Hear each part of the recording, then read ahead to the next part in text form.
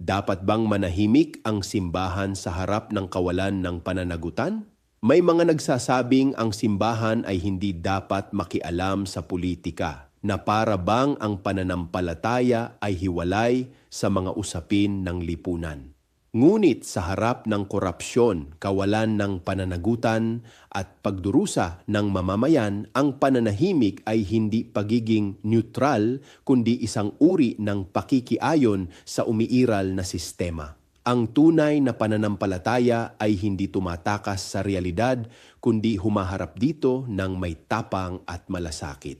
Kung ang simbahan ay mananatiling tahimik sa gitna ng kawalang katarungan, nawawala ang kanyang papel bilang tinig ng katotohanan. Sa huli, ang hustisya ay hindi lamang hinihintay, ito ay ipinaglalaban at ang pananampalataya ay dapat kasama sa laban na ito. Ako si Bishop Tonyo, obispong migrante sa Europa, at ito ang Damdaming Makabayan, tinig mula sa laylayan. Hanggang sa muli.